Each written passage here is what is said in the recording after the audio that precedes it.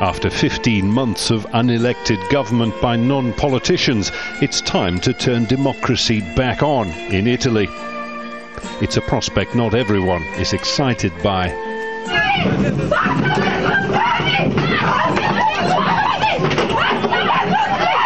Attempting a comeback, the master of comebacks, Silvio Berlusconi here getting a taste of public anger at a polling station.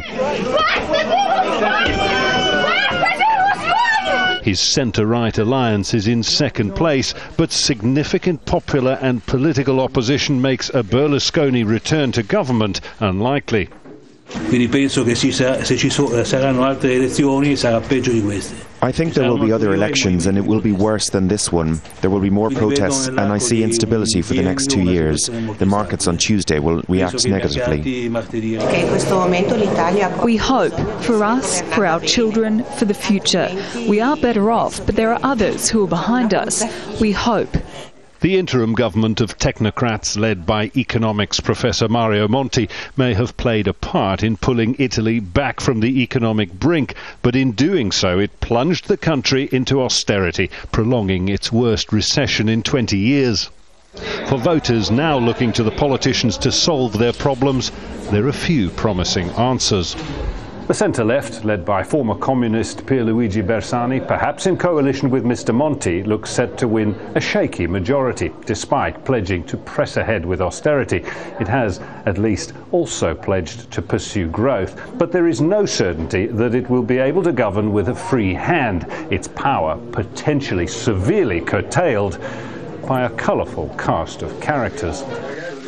In perhaps predictable fashion, Berlusconi has already broken the silence imposed on politicians at election time. Perché qui in Italia mi hanno fatto un attacco con il bunga bunga.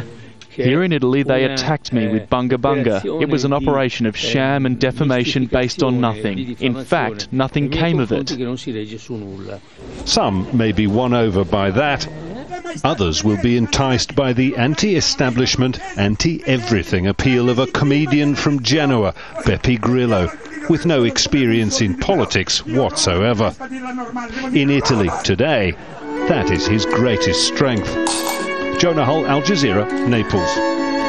Live now to Al Jazeera's Barbara Serra in Rome. Hi there, Barbara. What's voter turnout been like? Well, voter turnout is a little bit lower than it was this time for the last elections back in 2008. Not by much, 1 or 2 points, but it has been a bitterly cold day pretty much across Italy. A lot of snow in the north, so that may be a contributing factor. Also, remember, voter turnout historically in Italy is quite high, between 70 and 80%. So we don't yet know that voter turnout will necessarily be a problem. The question is, when the voters turn out to vote, who will they vote for and what kind of government will that give Italy? Well, to find out more about this, we're joined by Giovanni Orsina, who is a professor at Lewis University here in Rome. Thank you so much for joining us. So how do you see potential outcomes of this election?